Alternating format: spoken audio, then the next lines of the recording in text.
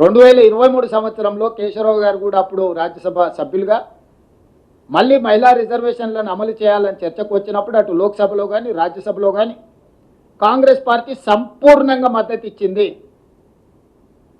ఆ బిల్లును పెట్టినప్పుడు నరేంద్ర మోడీ గారే ఆ బిల్లులో పెట్టిన కీలకమైన అంశం ఏంటంటే 2026 సంవత్సరం తర్వాత జనాభా లెక్కలు సేకరించి జనాభా లెక్కల్ని గెజెట్ ప్రచురించిన తర్వాత ఆ జనాభా ప్రాతిపదికన మహిళా రిజర్వేషన్లను అమలు చేస్తామని 2023 చివరి ఎన్నికల ముందు చట్టం చేయడం జరిగింది.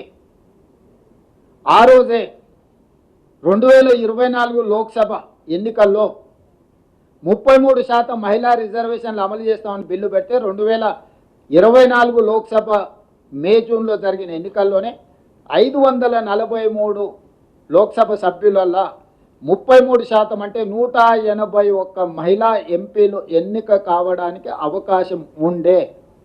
దాంతోపాటు 2024 మే జూన్ తర్వాత ఏ రాష్ట్రంలో ఎన్నికలు జరిగినా ఆయా శాసనసభలలో కూడా 1/3 మహిళా రిజర్వేషన్ అమలు చేయమని చట్టం చేసి ఉంటే ఈ మధ్యకాలంలో జరిగిన 24 నుంచి ఇప్పటి వరకు జరిగిన అన్ని రాష్ట్రాలు ఎక్కడైతే ఎన్నికలు జరిగిన రాష్ట్రాలు ఉన్నాయో ఆ రాష్ట్రాలలో కూడా అసెంబ్లీలలో 33% మహిళా రిజర్వేషన్లు అమలు జరిగి ఉండు.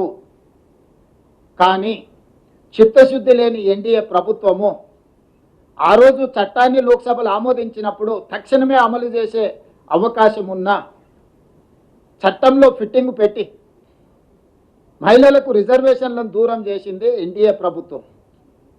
ఈరోజు మళ్ళీ మహిళా రిజర్వేషన్లను అమలు చేయమనే డిమాండ్ వచ్చినప్పుడు అమలు చేయాల్సిన పరిస్థితి వచ్చినప్పుడు 2026లో జనాభా లెక్కలేస్తామని ఆదేశాలు ఇచ్చి ఇప్పుడు ఆ లెక్కలు పూర్తి చేసి అమలు చేయాల్సిన అంశాన్ని పక్కన పెట్టి 2011 జనాభా ప్రాతిపదికన మహిళా రిజర్వేషన్లను నియోజకవర్గాల పెంపును రెండు కలిపి ఒకే దాంట్లో పెట్టి ఈరోజు చట్టం ముందుకు తీసుకొస్తుంది.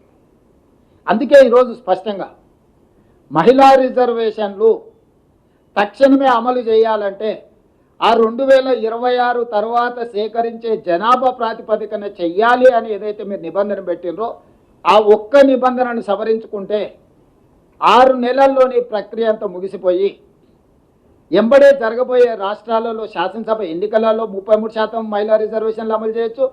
2029లో ఏదైతే లోక్సభ ఎన్నికలు జరుగుతాయో 543లో 33% అంటే 181 మంది మహిళలకు ఆటోమేటిక్గా లోక్సభలో కూడా ప్రాతినిధ్యం వహిస్తుంది.